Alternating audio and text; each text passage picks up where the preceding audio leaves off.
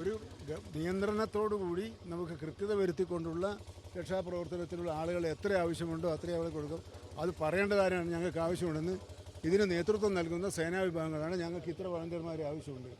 അതാവശ്യപ്പെട്ടാൽ ഇന്നിപ്പം ഞങ്ങളോട് ചിലർ ആവശ്യപ്പെട്ടു ഒരു ഹിറ്റാച്ചി കൂടി കിട്ടിയാൽ ഞങ്ങൾ ഒന്നും കൂടി ആ ഭാഗത്ത് പരിശോധന നടത്തണം. ഞങ്ങൾക്ക് താല്പര്യമുണ്ട്. ആ നിമിഷം തന്നെ ഹിറ്റാച്ചി അവിടെ എത്തിക്കാനുള്ള ഏർപ്പാടുകൾ ചെയ്തു. ആ രൂപത്തിലുള്ള പ്രവർത്തനങ്ങൾ ഇപ്പോൾ നടക്കുന്നത്. ഞാൻ അവസാനം ബഹുമാനപ്പെട്ട മന്ത്രി പറഞ്ഞിടത്തേക്കാണ് എത്തുന്നത്.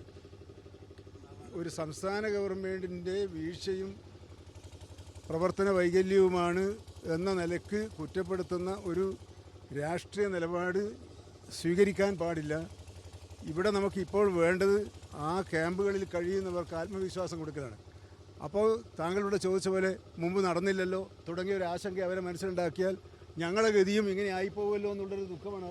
അതാണോ നമുക്ക് വേണ്ടത്? അവരെ ജീവിതത്തിലേക്ക് മടക്കിക്കൊണ്ടുവരാനുള്ള ആത്മാർത്ഥമായ ശ്രമമാണ് വേണ്ടത്. മാധ്യമപ്രവർത്തകരോട് ഞാൻ അപേക്ഷിക്കുന്നത് അവർക്ക് ആത്മവിശ്വാസം നൽകുന്ന വിധത്തിലുള്ള വിവരങ്ങളും നിർദ്ദേശങ്ങളും ഉപദേശങ്ങളുമാണ് നിങ്ങളുടെ ഭാഗത്തുനിന്നുണ്ടാവേണ്ടത്. രണ്ടാമത്തെ കാര്യം, നിങ്ങളുടെ ശ്രദ്ധയിൽ എന്തെങ്കിലും പെട്ടാൽ ഞങ്ങളിൽ ആരെങ്കിലും അറിയിച്ചാൽ 1 മിനിറ്റ് വൈകാതെ ആ വിഷയത്തിൽ പരിശോധന നടത്തി അതിൻ്റെ ഫലമെന്താണ് എന്ന് നിങ്ങളെ അറിയിക്കും. നമുക്ക് ഇവിടെ മിനിസ്റ്റർ പറഞ്ഞ പോലെ ഇവിടെ രണ്ടില്ല. പത്രപ്രവർത്തകർ വേറെയല്ല, രാഷ്ട്രീയ പ്രവർത്തകന്മാർ വേറെയല്ല, ഉദ്യോഗസ്ഥന്മാർ വേറെയല്ല. ഇവിടെ ഒന്നാണ്. ആ ഒന്നിനെ തെറ്റിക്കാനുള്ള ശ്രമം ഒരു ഭാഗത്തുനിന്നും ഉണ്ടാകരുത്.